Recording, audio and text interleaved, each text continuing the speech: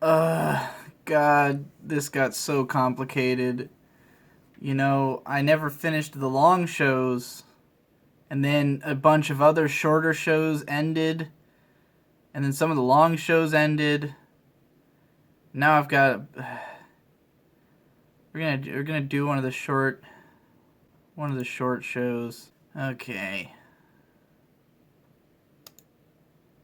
9. Hatsukoi Monster. I don't expect to make it too far in this one, but let's see how it goes. Okay, so Hatsukoi Monster. The show has the best premise ever. And the first episode was really hilarious because of how it pulls one of those bait and switches that are oh so popular these days. Where if you don't know the premise, then once the premise is revealed, then it's fucking hilarious. Which, spoilers, is that the main character girl falls in love with this pretty boy. And it's one of those shows that's just like a girl surrounded by pretty boys, in a house kind of thing. She falls in love with this pretty boy who saves her. And he turns out to be 10 years old. He looks like an adult, but he's actually 10 years old. And he has 2 friends who are the same. So there's 3 characters who are 10-year-olds who look like adults. And they act entirely like 10-year-olds, and they're constantly talking about their dicks and just being like crude and childish little boys, but in every other way the show is just a shoujo romance. So the premise is fucking hilarious and I love it, but ultimately the show is just a very typical shoujo romance comedy. And it doesn't really go far enough in any one direction to be, like, really worthwhile. Like, the humor is extremely one note. It's just that they're a bunch of 10-year-olds and they talk about their dicks. Like, that's about all there is to it. There's not a lot of, like, comedy writing. There's not a lot of jokes. The joke is just that they are what they are. So there's not much going on in that department. So I wouldn't really say it's funny. And it also doesn't quite... It's not being super brave about the premise. Like, I mean, the main character girl is only 15. So her being in love with a 10-year-old is not even really that out there, Like, they're playing it up like it's this huge taboo. But it's, she's a kid herself, so it's not like it's that out there, that taboo, that crazy, or anything. And the main guy, like, is constantly, even though he acts like a kid a lot of the time, whenever the chips are down, he ends up looking like a cool badass, and, always says the right thing at the right moment to make her fall even more in love with him. And so it just kind of feels like you're just watching a shoujo romance that happens to have these weird, wacky scenes of the character actually being a child. Which I kind of suspected. Like, after episode 1, I was like, okay, that was really funny, and I'm glad I got to see that, but I don't see it going anywhere. I don't see this being, like, something that's worth following in the long run. None of the characters are really interesting. The writing's not really all that special, so, yeah, I don't see much need to continue. I'm glad it exists. I feel like this is something that would have worked better as just a one-off joke. This would have been better as like a one-shot. But the idea of it as a continuing series it's just a shoujo romance comedy and not a great one. So what's the point, in the long run? Okay, let's do another one. 5. Handa-kun. Alrighty. Okay, so Handa-kun. I don't get this show. I wasn't that into the first episode, but I figured I'd give it like another episode for a shot. And even though this show, I very quickly accepted that this show has nothing to do with Barakamon. Like, even though it's a prequel to Barakamon, everything about it's different. You might as well think of it as a different show. But nonetheless, I love Barakamon so much that it's hard to, like, just wholesale drop a prequel to it. But, like, this show, the style of comedy is pretty much exactly the same thing as Sakamoto, which is my favorite show of the year so far.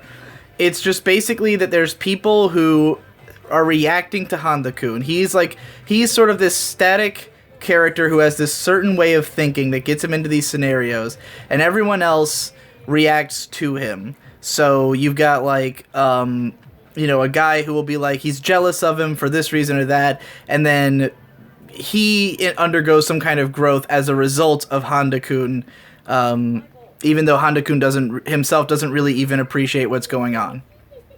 Same exact thing that Sakamoto was all about. But with Sakamoto, what made that show work was that Sakamoto was perfect. That's the whole, like, the entire comedy is based around the idea that Sakamoto is such a perfect human being that no one could ever touch him, and he will always do the right thing and say the right thing, and you can't tell how self-aware he is about it. You just know that he will always do something perfect. Handa-kun, meanwhile, everyone else perceives him as being like that. Everyone perceives him as being Sakamoto, but in reality, in his mind, he's basically, Tomoko from Watamote. He doesn't understand anybody. He's constantly misunderstanding every situation he's in, misreading the atmosphere, communicating poorly, and just things aren't going the way that he wants them to. And in that show, the comedy works because of the fact that it's totally true to life. It's like, this is exactly what it feels like to be an awkward person who's constantly, saying the wrong thing and getting yourself into the wrong situations because you don't understand people well enough, or you've sort of been out of the loop and don't understand how to communicate. This show combines those two elements in a way that doesn't make sense to me. I don't get Handa-kun as a character. Like, how can he be so distant and non-understanding when everyone loves him? Like, why is he in this weird scenario where, like, everyone treats him like Sakamoto, and yet he doesn't get it somehow, and just, like, ends up in all these weird, awkward scenarios, and doesn't know how to communicate with people, and, like, perceives himself as losing out in all these situations where he's actually winning, or just being completely oblivious to what's happening around him. It just doesn't feel... Like, with Sakamoto's a non-relatable character, and that's the point. You're supposed to relate to everyone else and their issues, and Sakamoto is just perfect. He's just this rock in the middle of the ocean of everyone else moving around him. And Watamote, Tomoko is supposed to be super relatable. You're supposed to basically feel like her. In this show, I don't get Handa, and, like, rather than thinking that he represents something like Sakamoto does, he's just frustrating. Like, I just don't get why he doesn't understand the situations he's in. I'm like, dude, this stuff should be obvious to you. How are you having such a hard time processing what's happening around you? Because it's not like Watamote where like, no one's being clear. In that show, you can completely understand why she's misunderstanding everybody, because she doesn't have any human connection and no one's going to talk to her, and so it's all in her head. In this case, people are talking to Handa-kun, like, they're being pretty direct with him. He just somehow doesn't get it, or is just so wrapped up in himself that he doesn't understand the world around him. I don't know. It just doesn't have that concrete feeling like those two shows have of, like, being about something. Sakamoto is about reacting to the perfect human, and Watamote is about being a social recluse who doesn't understand the people around you. And this show isn't really about anything. It's just like, Handa-kun's weird, he sure is an eccentric character, and I don't find it funny at all. Like, none of the scenarios have been even slightly funny. And the fact that they're so comparable to Sakamoto really works against the show. Because, like, for instance, in episode 2, there's, like, a whole part about a guy who is, who's a model and, like, really values his looks, but he finds out that the girls in class like Handa, and so he tries to find out what is Handa's secret. Why do girls like him? It's just, it's really just kind of nothing. Like, nothing really happens. He just follows Handa around. He tries to prevent him from getting a job. He prevents him from getting scouted as a fashion designer. Handa says something vague, misunderstanding the situation, and the guy's mind is changed about life. The same thing happens in episode 2 of... or even maybe it's the second half of episode 1 or the first half of episode 2 of Sakamoto. In that show, it's a guy who's like this weird... He's, first of all, a more interesting character because he's like this weird fat guy who prides himself on his looks, even though, like, no one's... Like, he seems to think he's beautiful, but everyone else just kind of thinks he's a weirdo. And he tries to stop Sakamoto by, like, unleashing a bee in the classroom and trying to make him freak out. But then everyone else freaks out, including himself. But Sakamoto, like, catches the bee between a pair of chopsticks and then says something perfect that changes this guy's whole outlook. And then he goes to the rest of the show as, like, this weird, shirtless weirdo who's, like... See, I'm laughing just thinking about this scenario in Sakamoto. Like, it's so much more... over the top and has so much more character to it, and it just makes sense for things to unfold the way they do in that show. And in this one, it was really nothing. I just didn't get what was supposed to be funny about it. So, yeah, I can't say I want to watch more of that. I really did not laugh at anything or even really crack a smile. It was a very, sort of dry experience. Okay, let's try another one. 6, that's Fukigen na Mononokean. Don't know what to expect from this, haven't really heard anything about it. Fukigen na Mononokean is an okay show. I don't dislike it at all. I don't feel that enthusiastic to finish it, though. I watched the second and third episodes, and it's a very comfy show. It's just a sort of yokai of the week kind of show. It's one of those where it's like a guy ends up being an employee of a guy who is an exorcist of yokai. And they're both like high school age. It's just a soft, feelsy little fun, comfy show. It leans pretty hard on sentimentality without really earning it. Like, each episode will have kind of a teary-eyed climax, even though, like, there's not really that much build-up towards it. But nonetheless, the characters are fine. It's got lots of little unique ideas and concepts, really good yokai designs. Which is odd, because the rest of the show's not that good-looking. Like, the character designs are pretty bland. The overall coloring and just the style of the show, it's very moving manga aesthetic. There's not much going on with it visually, except for the yokai, which are like these really adorable CG monsters and stuff. And it's not bad by any stretch. I just don't seem like there's not enough going on for me to be like, I'm gonna watch the whole show. Like, I don't feel like I'm getting enough out of it to make it worth my time. There's a lot of shows like this that are like the same thing, but a little better in one way or another, you know? I am like 4 seasons behind on Natsume Yujincho, for instance, which is the same kind of concept, but it's another comfy show about yokai of the week, but it's got stronger characterization and a stronger tone and stronger visuals, so it's just like, I could be catching up on that instead. Or, you know, yeah, again, it's a genre that there's a lot of, and this is far from the strongest in the genre. It's far from the weakest, but it's far from the strongest. So I don't see a need to continue this when there's other things to watch. I do recommend it if you're just looking for like a comfy little yokai show. You know, this will suffice. And I feel like the manga would probably be... Like, the anime feels a little too slow for its own good. Like, each episode's, like... It feels like one chapter of a manga that's been stretched out just a little bit too much. So it'd probably be easier to read. But, yeah. Not a bad show. Just, I don't really have the energy to watch, like, a strong 6, light 7 kind of show right now. I've got other things to watch. Okay. Let's try another one. We already got that.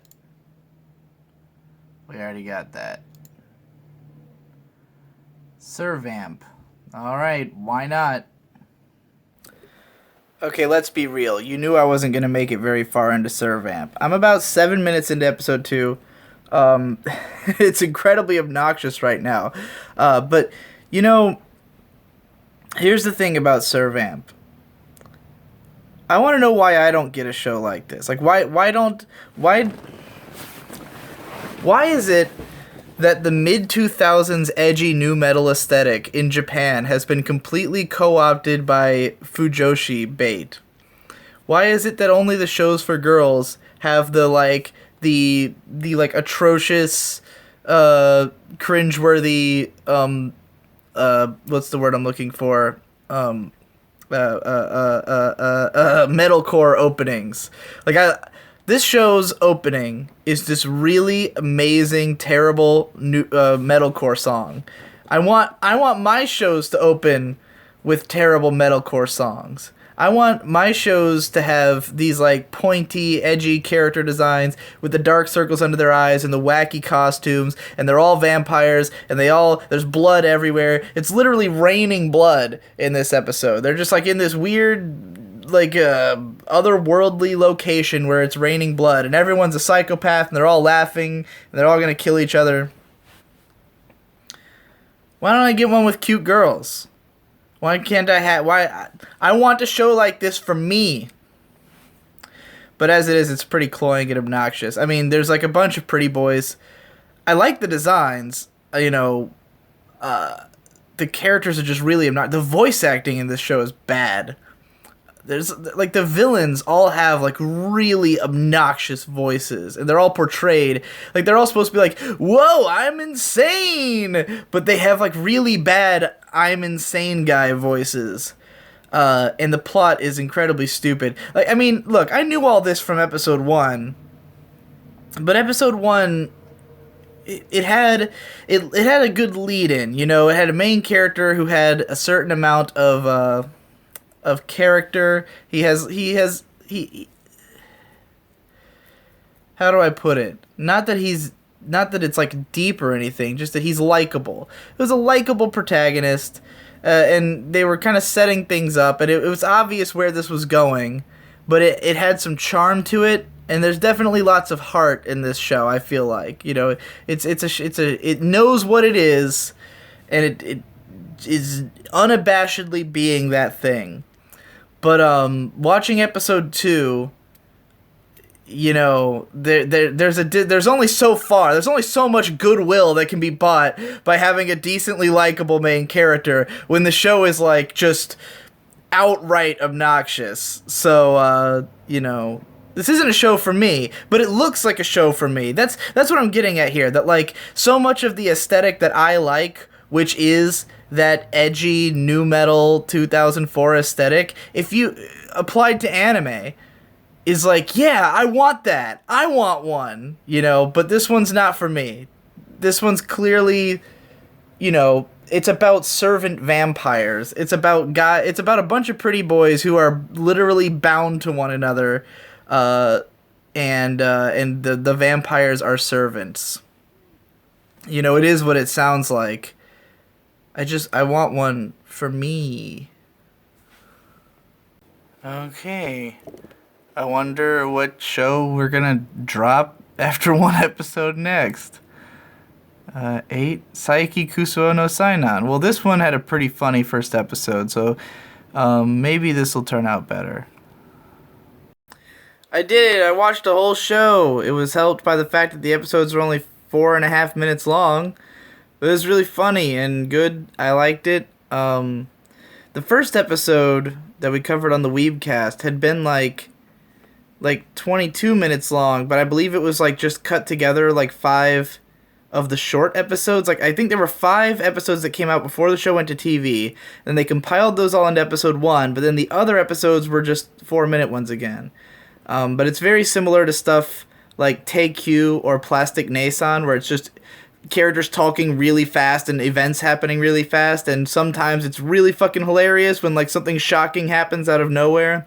It's a little hit or miss. There are some of the earlier episodes when it's about Saiki feuding with his older brother weren't as funny, but the later stuff was all hilarious. So yeah, it's good.